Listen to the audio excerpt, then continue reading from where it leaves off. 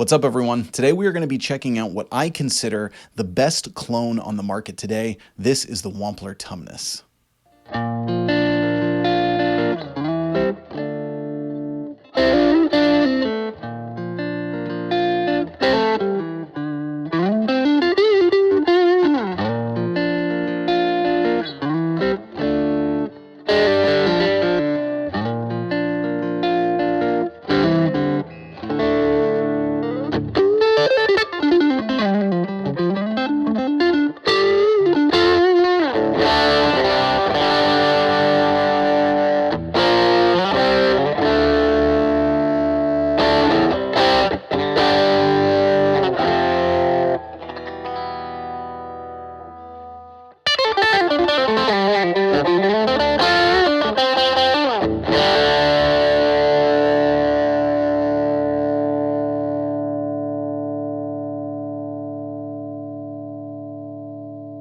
Hey everyone, welcome to the channel and welcome to this demo and review of the Wampler Tumnus. This is the standard version in the mini enclosure as opposed to the Tumnus Deluxe, which is the larger enclosure and gives you more features.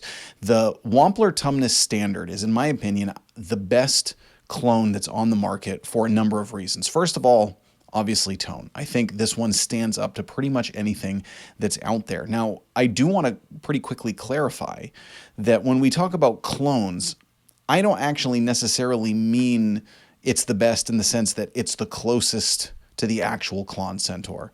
I don't think it is. You can probably find ones that are closer to the exact sound. You know, the J-Rocket Archer is probably closer to the exact sound as well as a number of others out there. I mean, they're all really, really close, relatively speaking, if you watch any of the shootouts that are out there. The thing that I like about this one is that it actually slightly modifies it in a way that I think is useful. Now, the clones and the clones have always been kind of billed as a transparent overdrive, and they were at the center of the boutique overdrive craze, of the transparent overdrive craze, of the it has to be this, it has to be this, and obviously there's an insane amount of hype about the Centaur circuit, and then when you get hype, then you get detractors, and you get this, and you get that, and it's all just a big headache.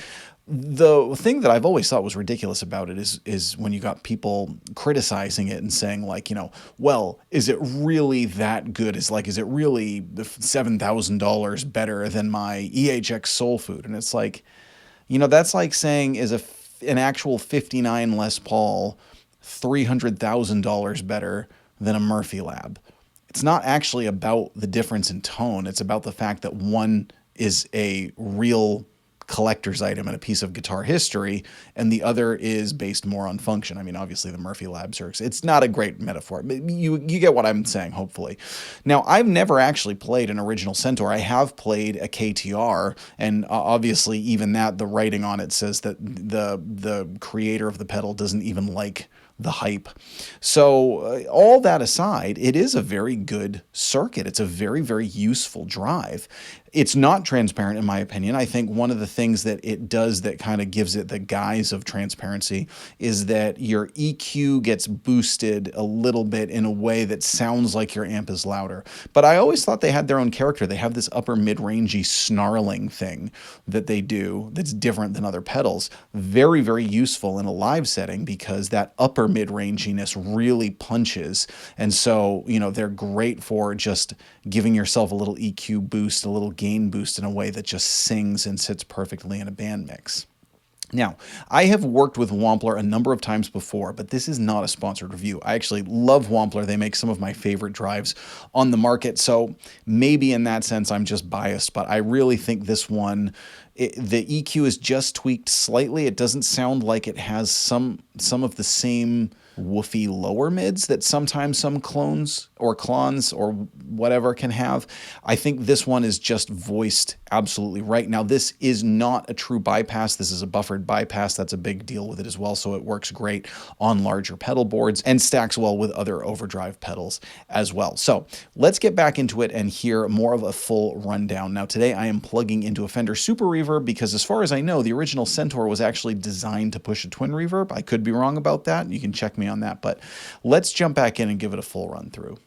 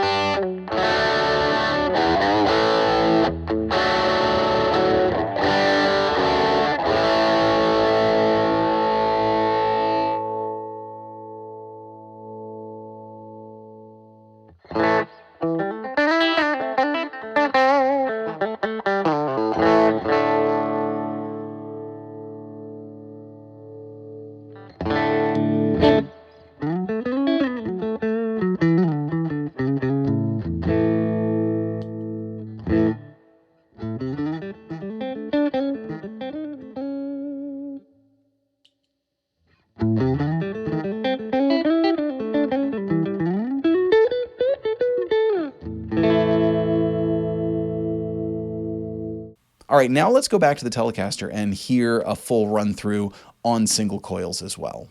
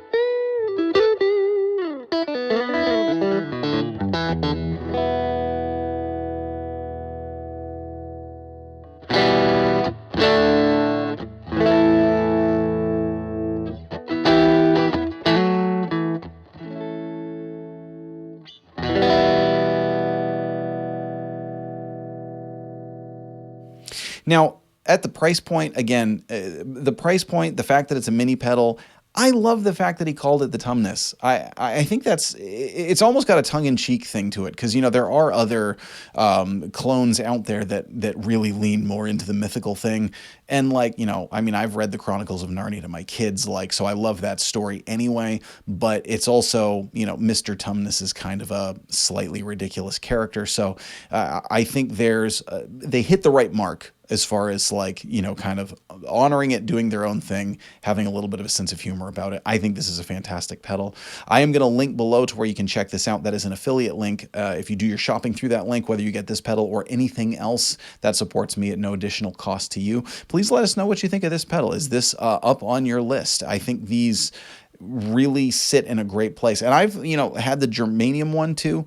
I actually think I like the standard one better. You know, the germanium one that Wampler put out, there was a huge craze about that because they were in a limited number, and that was a great pedal as well. But, you know, honestly, when push comes to shove, I think this is the one. I'm Jack Fossett. Please remember to like, share, and subscribe, and we'll see you next time.